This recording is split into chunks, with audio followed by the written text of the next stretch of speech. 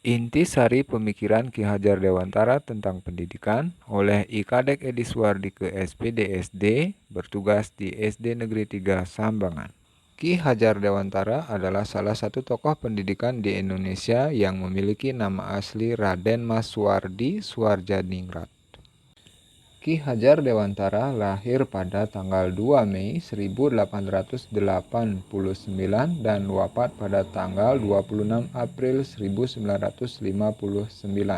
Sampai saat ini, tanggal lahir Ki Hajar Dewantara dijadikan sebagai Hari Pendidikan Nasional di Indonesia. Sejarah mencatat pada tanggal 3 Juli 1922, Ki Hajar Dewantara mendirikan Taman Siswa di Yogyakarta. Sejak saat itu, beliau menggunakan nama Ki Hajar Dewantara. Sampai saat ini ada 3 semboyan Ki Hajar Dewantara yang masih sangat sering kita dengar di dunia pendidikan. Yang pertama, Ing Arso Sungtulodo yang artinya di depan memberi contoh. Yang kedua, Ing Madio Mangunkarso yang artinya di tengah membangun semangat. Yang ketiga, Tut Wuri Handayani yang artinya di belakang memberi dorongan. Sampai saat ini yang paling sering kita lihat, yang paling sering kita baca dan kita dengar adalah semboyan Tut Wuri Handayani. Adapun intisari pemikiran Ki Hajar Dewantara tentang pendidikan, yang pertama adalah pendidikan merupakan tempat persemaian benih-benih kebudayaan yang hidup dalam masyarakat kebangsaan. Yang kedua yaitu tentang perubahan, yang artinya pendidikan dan kebudayaan itu harus terus bergerak secara dinamis sesuai dengan kodrat alam dan kodrat zaman dengan tetap berlandaskan pada nilai-nilai kemanusiaan. Adapun 3 kerangka perubahan tersebut adalah yang pertama, kodrat keadaan. Kodrat keadaan dibagi menjadi 2 bagian. Yang pertama adalah kodrat alam. Kodrat alam membentuk sebuah keadaan bagaimana kebudayaan dan pendidikan itu berkembang.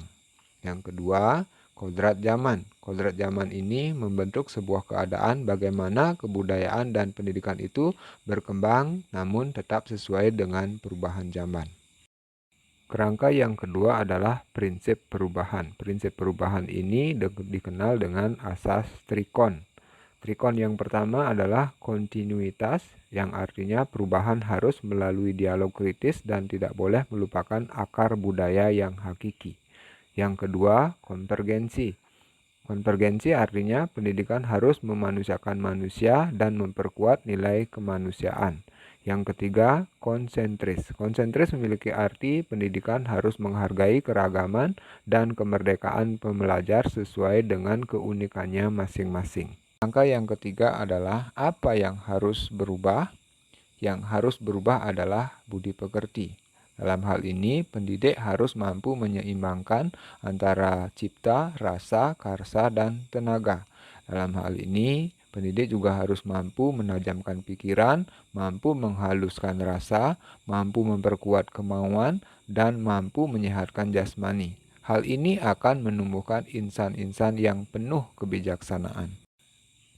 Lantas, apa relevansi intisari pemikiran Ki Hajar Dewantara tentang pendidikan? Yaitu, sebagai pendidik kita harus memandang peserta didik dengan penuh rasa hormat. Pendidikan harus berorientasi pada anak sesuai dengan tujuan pendidikan, yaitu murid, murid, dan murid.